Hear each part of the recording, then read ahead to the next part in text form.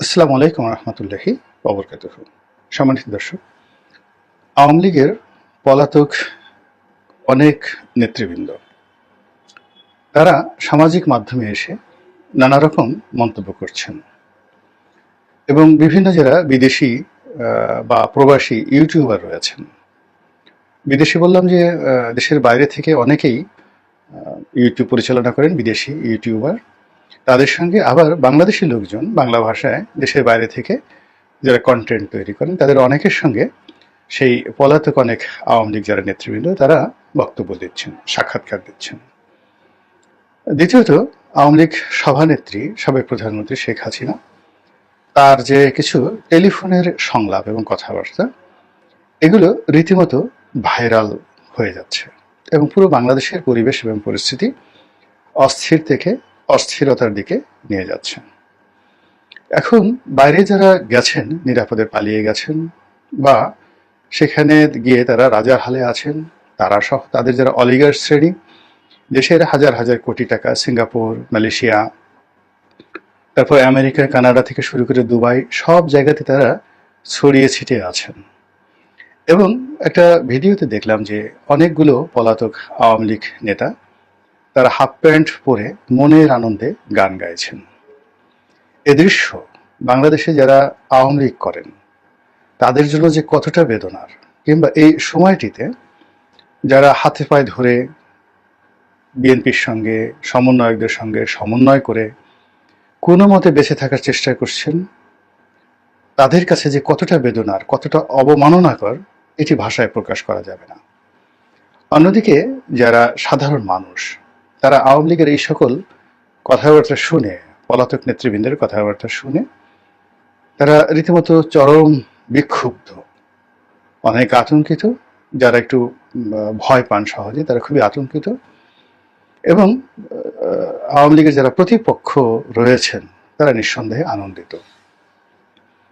এই কারণে যে নেতৃবৃন্দ যে সকল কথাবার্তা বলছেন, তাদের সব কথাবার্তার মধ্যে যে বিষয়গুলো ফুটে উঠেছে তাতে মনে হচ্ছে যে আওয়ামী লীগ এরকম একটা দল, যে দলটি বিগত দিনে কোনো ভুল করেনি। যেমন ধরুন ছাত্রলীগের সভাপতি জনাব সাদ্দাম, তো তার কতগুলো বক্তব্য, এটি এখন নিষিদ্ধ সংগঠন।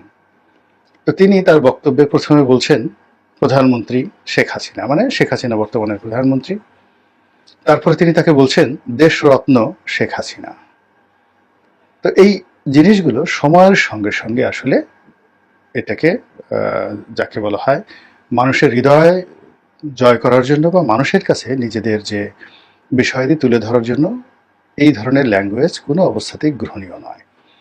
তারপর তিনি যেটি বলার চেষ্টা করছেন, অর্থাৎ যতদিন তারা ক্ষমতায় ছিলেন, সেই ক্ষমতায় থাকাকালীন অবস্থায় তাদের যে কণ্ঠস্বর ছিল, যেভাবে রাজু ভাস্কর্যের সামনে দাঁড়িয়ে, তারপর রাজু চত্বরে দাঁড়িয়ে, মধুর ক্যান্টিনে দাঁড়িয়ে, বঙ্গবন্ধু এভিনিউতে দাঁড়িয়ে এই সাদ্দাম সাহেবরা বা তাদের যারা সহযোগী তারা যে বলিষ্ঠতা নিয়ে জনগণকে ভয় দেখাতেন, এখন সেই বিভিন্ন টেলিভিশনের স্ক্রিনে বা মোবাইল স্ক্রিনে, ইউটিউবের মাধ্যমে তারা ঠিক সেই আগের গতিটাই বজায় রেখেছেন। তারা বলার চেষ্টা করছেন যে আওয়ামী লীগ একটি নির্বাচিত সরকারের প্রতিনিধিত্ব করছিল, মানে 2018 সনে, 2024 সনে এবং 2014 সনে যে নির্বাচন হয়েছে, যে নির্বাচনের বেদনার কারণে এখন পর্যন্ত মানুষ হাহাকার করছে এবং আজকের বাংলাদেশের যত অরাজকতা এবং যত অব্যবস্থাপনা, যত অস্থিরতা, এর সবকিছুর মূলে রয়েছে তিনটি নির্বাচন: 2014 সনের নির্বাচন, 2018 সনের নির্বাচন এবং 2024 সনের নির্বাচন। এক। দ্বিতীয়ত হলো যে আওয়ামী লীগের দমন এবং পীড়নের ফলে আওয়ামী লীগের ভিতরে কোনো নেতৃত্ব তৈরি হয়নি। যারা তৈরি হয়েছে তারা সবার আগে পালিয়ে গেছেন, আর যারা পালাতে পারেনি তারা জেলখানাতে। আর এখন বাংলাদেশে যারা পথে ঘাটে মাঠে আছেন তারা অবর্ণনীয় একটা জীবনযাপন তারা করছেন। এর কারণ হলো আওয়ামী লীগ তার নিজেদের মধ্যে হাইব্রিড, কাউয়া, অযোগ্য, অপদার্থ, এরপরে অন্য দল থেকে ভোল পাল্টে যারা আওয়ামী লীগ হওয়ার চেষ্টা করেছে। এবং এখন তো আপনারা অনেকেই দেখতে পাচ্ছেন যে শিবিরের অনেক লোক আওয়ামী লীগের মধ্যে তারপর ছাত্রলীগের মধ্যে লুকিয়েছিলেন এবং কত বড় পদে থেকে তারা শক্তি সঞ্চয় করেছেন যে একটা বিপ্লব তারা সংগঠিত করে ফেললেন এই আওয়ামী লীগের ঘাড়ের উপর ভর করে। তো এইরকম একটা নির্বোধ দল এবং সেই দলের সে সকল লোক যারা এই বাংলাদেশে 1 মিনিট দাঁড়িয়ে থাকার মতো সাহস পাননি এবং এখনো পর্যন্ত তারা কোথায় আছেন নিজেদের ঠিকানাটি পর্যন্ত বুক ফুলিয়ে বলতে পারছেন না যে আমরা মালয়েশিয়ার এই নম্বর রাস্তায় আছি, এত নম্বর বাড়িতে আছি, কিংবা আমরা এখন কানাডাতে আছি, কিংবা আমরা এখন আমেরিকাতে আছি, এই কথাটা কেউ বলতে পারছেন না। তারা বলছেন যে সিকিউরিটির স্বার্থে আমরা নিরাপদ দূরত্বে আছি। তো সেখানে বসে তারা এই বড় বড় যে কথাগুলো বলছেন তার বলার আগে তাদের একবারও অনুশোচনা হচ্ছে না যে এই 3টে নির্বাচনের ফলে পুরো দেশকে, জাতিকে, অন্যান্য রাজনৈতিক দলকে যেভাবে শেষ করে দেওয়া হয়েছে তার চাইতে সবচেয়ে বেশি শেষ করে দেওয়া হয়েছে আওয়ামী লীগকে। আওয়ামী লীগের জীবনে বহুবার বহু বিপদ এসেছে। 1954 সনে এসেছে, 1958-তে এসেছে, 62-তে এসেছে, 69-এ এসেছে, 68-তে এসেছে। সব জায়গাতেই বা সব সময়টিতেই তাদের 3 থেকে 4 সারির বা পঞ্চম সারির নেতৃবৃন্দ ছিলেন। এক গ্রুপ গিয়েছেন জেলখানাতে, অন্য গ্রুপ নেতৃত্ব ধরেছেন এবং তাদের ইমেজ ছিল, তাদের সাহস ছিল, শক্তি ছিল এবং তারা কোনো অবস্থাতেই কিন্তু আওয়ামী লীগকে ছেড়ে যায়নি। ফলে 75-এর 15ই আগস্টের পর দেখা গেল বঙ্গভবন যারা নিয়ন্ত্রণ করছেন তারাও আওয়ামী লীগ, জেলখানা যারা নিয়ন্ত্রণ করছেন তারাও আওয়ামী লীগ, আবার বঙ্গভবনকে যারা অপোজ করছেন রাজপথে তারাও আওয়ামী লীগ। এরশাদের সময়, জিয়াউর রহমান সাহেবের সময়, সব সময়টাতেই, ইয়াহিয়া খানের সময়, আইয়ুব খানের সময় আওয়ামী লীগের এই স্পিরিটটা ছিল, তাদের নেতা ছিল। কর্মী তো সবসময় সব দলেরই থাকে, কিন্তু এখন এই বাংলাদেশে আওয়ামী লীগের কোনো নেতা নেই, একেবারে নেতৃত্ব শূন্যতা। কেমন নেতৃত্ব শূন্যতা? আওয়ামী লীগের এক বড় নেতা বাংলাদেশে পালিয়ে আছেন, আমাকে টেলিফোন করলেন। আমি বললাম যে নেতৃত্ব সংকট যাচ্ছে, তা আপনি তো এত বড় নেতা, দলের দায়িত্ব নিন, আওয়ামী লীগের অফিসের সামনে আসেন। তিনি বললেন আমি মরে গেলেও পারবো না, এবং আমার পরিবার আমাকে চাপ দিচ্ছে যে জীবনেও আর রাজনীতি করা যাবে না। এর কারণ হলো তাদের বক্তব্য, তুমি এত বড় নেতা ছিলা, দলের বিপদে বিভিন্ন সময় কাজকর্ম করেছো, দলের 15টি বছর সুসময় তো তুমি 15 পয়সা পাওনি, এখন তোমাকে কেন পালিয়ে থাকতে হবে। এই যে তার ছেলেমেয়ে যে কথাগুলো বলছে, বলার পর তিনি রাজনীতির প্রতি আগ্রহ হারিয়ে ফেলেছেন।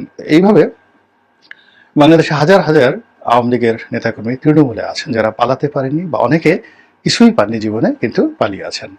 তো এই মানুষগুলো যখন এই যারা পলাতক বিদেশি নিরাপদ আশ্রয় থেকে এই ধরনের কথাবার্তা বলছেন, তারা মানসিকভাবে আরো ভেঙে পড়ছেন এবং তাদের যে রাজনৈতিক ভবিষ্যৎ এটি ক্রমশ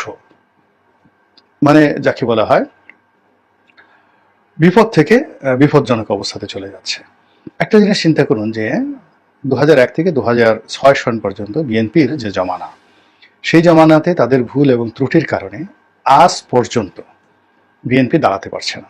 টিল নাও টুডে প্রচন্ড জনপ্রিয়তা, এখন আওয়ামী লীগের সাথে বিএনপির জনপ্রিয়তা অনেক বেশি, কিন্তু তারা দাঁড়াতে পারছে না। এর কারণ হলো প্রশাসনের বিভিন্ন স্তরে, জুডিশিয়ারিতে, মিলিটারিতে, পুলিশে, ওই যে 2006 সনে তাদের যে বদনাম হয়েছিল, শত্রুতা তৈরি হয়েছিল, সেই শত্রুতাটা বাড়তে বাড়তে এমন একটা জায়গাতে আসছে যে জনপ্রিয়তা আছে, সমর্থক আছে, সম্ভাবনা আছে, কিন্তু এই একটা নির্বাচন করে তার ফলাফলটাকে এনে আবার ক্ষমতায় যাওয়ার জন্য যে স্ট্রাকচার দরকার সেটা বিএনপি অর্জন করতে পারেনি। তো বিএনপির যে ভুল বলেন, অপরাধ বলেন, অন্যায় বলেন, খাম্বা বলেন, হাম্বা বলেন, এটির শতগুণ বললে ভুল হবে, 1000 গুণ অপকর্ম করেছে, ভুল করেছে আওয়ামী লীগ সে 2009 থেকে আজ অবধি। তো বিএনপির যদি 20 বছর চলে যাওয়ার পরেও তারা যদি ঘুরে দাঁড়াতে না পারে, তাহলে আওয়ামী লীগ এখন যারা বলছেন যে মোদি এসে ক্ষমতায় বসিয়ে দেবে, ডোনাল্ড ট্রাম্প আসার পর তিনি ক্ষমতা ফিরে পাবেন, এই জিনিসগুলোর ভিত্তি কি? What is the mathematical reality? আপনি অঙ্ক কষে কষে দেখেন যে এই ধরনের ঘটনা সম্ভব কিনা, 2+2=4, এটা সম্ভব কিনা, এরপরে সাম্প্রতিক সময় সেই ঘটনাগুলো ঘটেছে কিনা। যদি তা না হয় তাহলে এখানে সেই যে গতানুগতিকভাবে এগোতে হবে। একটা জিনিস চিন্তা করুন, 1971 সনে জামাত যে ভুল করেছে, সেই ভুলের জন্য দেখুন জামাতের একটা টায়ার, একেবারে শীর্ষ যারা নেতৃবৃন্দ আছে সবাই কেউ জেলে মরেছেন, কেউ ফাঁসিতে মরেছেন। আর এখন এত বছর পরে, অর্থাৎ ৫৩ বছর পরে, এখনো সেই মুক্তিযুদ্ধের বিষয়ে যখন জামাতের আমির কোন একটা কথা বলেন, সঙ্গে সঙ্গে সারা বাংলাদেশ গর্জন করে ওঠে। তো একই অবস্থাতে আওয়ামী লীগের যে ভুলগুলো রয়েছে এগুলো তো আগে স্বীকার করতে হবে এবং সেখান থেকে বের হয়ে আসতে হবে। অন্যথায় আওয়ামী লীগ যদি আবার বলে ২০১৪ সালের নির্বাচন আমাদের কোনো অপশন ছিল না, ২০১৮ সনে কোনো রাতের ভোট হয়নি, ২০২৪ সনে তো একেবারেই এমন ভোট হয়েছে, মানে সবাই সেখানে গিয়ে উপস্থিত হয়ে ভোট দিয়েছেন, এই কথা বলে যারা পালিয়ে গেছেন তারা তো আসতে পারবেনই না। আর যারা বাংলাদেশে আছেন, এই আওয়ামী লীগের দল যারা করছেন তাদের সামাজিক জীবনে আরো বিপর্যয় নেমে আসবে। এক। ২ নম্বর হলো যে আওয়ামী লীগ এখন যে পর্যায়ে পৌঁছে গিয়েছে তার হাতে দুটো অপশন আছে। একটা হলো তাকে সার্ভাইভ করতে হবে এবং পরিবর্তিত পরিস্থিতিকে মেনে নিয়ে সার্ভাইভ করতে হবে, ভুল স্বীকার করতে হবে এবং তাদের যে ভালো কাজগুলো ছিল সেই কাজের ওসিলায় আবার তাদেরকে এগোতে হবে ভালো মানুষের নেতৃত্ব নিয়ে। পুরনো যারা কারাপ্টেড লোক, যারা অ্যাবান্ডেন্ট হয়ে গিয়েছেন, যারা পরাজিত হয়েছেন, যারা পালিয়ে গিয়েছেন, এই বাংলাতে তারা আবার ফিরে এসে নেতৃত্বে বসবেন। এটি আমার কাছে মনে হচ্ছে যে সুয়ের পেছন দিয়ে যদি একটা উট ঢুকতে পারে, সেটা যেভাবে অসম্ভব তদ্রুপ অসম্ভব। ফলে এই বাংলায় এখনো যারা পালাননি, এই বাংলাতে যারা রয়েছেন, হাজার হাজার আওয়ামী লীগের নেতাকর্মী রয়েছেন যারা মন্ত্রী এমপি হওয়ার উপযুক্ত এবং হয়েছেন, কিন্তু তাদের বিরুদ্ধে কোনো অভিযোগ নাই। তো সেই মানুষগুলো যদি রাজনৈতিক নেতৃত্বে আসে, আমি জাস্ট বলি কয়েকজনের কথা চিন্তা করুন। যেমন সাবের হোসেন চৌধুরী সাহেব আছেন, তারপরে ওই যে সাবেক পরিকল্পনা মন্ত্রী ছিলেন মান্নান সাহেব আছেন, তারপরে মেহেরপুরের আরেকজন অধ্যাপক মান্নান সাহেব আছেন, তারপরে ওই যে উত্তরবঙ্গের একজন আছেন শহীদুজ্জামান সরকার, ওনাকে তো মন্ত্রী বানানো হয়েছিল। তারপর সেলিনা হায়াত আইভি আছেন, তুফাইল সাহেব এখনো জীবিত আছেন, জনাব তুফাইল আহমেদ এখনো জীবিত আছেন। তো যারা মূলত এইরকম, আমি আওয়ামী লীগের সারা বাংলাদেশের জেলা পর্যায়ের অনেক বড় বড় নেতা আছেন যাদের বিরুদ্ধে কোনো অভিযোগ নাই এবং এখন এই সমাজে তারা চলতে পারেন। ওই যে মেজর রফিকুল ইসলাম বীরুত্তম, চাঁদপুরে সেই বিখ্যাত রফিকুল ইসলাম বীরুত্তম, তিনি এখনো জীবিত আছেন, এই শহরে ঘোরাফেরা করছেন। অর্থাৎ এই মানুষগুলো, আপনি যদি এরকম ১০০ জন মানুষ, সাবেক রাষ্ট্রপতি আব্দুল হামিদ সাহেব আছেন, তো এই মানুষগুলোকে যদি আপনি রাস্তা দাঁড়া করেন, অন্তত পক্ষে ১০০ জন মানুষ আপনি এরকম প্রেজেন্টেবল পাবেন যাদের সমপর্যায়ের পলিটিক্যালি, সোশ্যালি, তারপরে আরো ১০০টা যদি গুণাবলী ধরেন, তাদের সমপর্যায়ের রাজনীতিবিদ এখনো অন্য দলগুলোতে নেই, এখনো অন্য দলগুলোতে নেই। তো কেন এই সমস্ত লোককে বাদ দিয়ে সাদ্দামের কথা আওয়ামী লীগের লোকজন শুনবেন? কেন জাহাঙ্গীর কবির নানক সাহেবের কথা শুনবেন?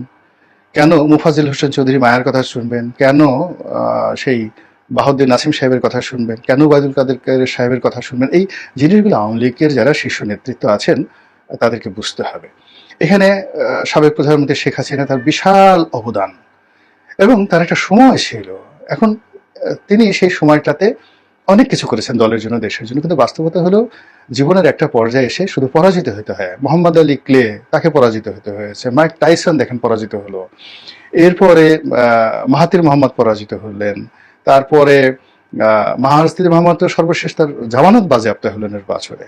একটা সার্টেন পিরিয়ড পরে আসলে হাল ছেড়ে দিতে হয়।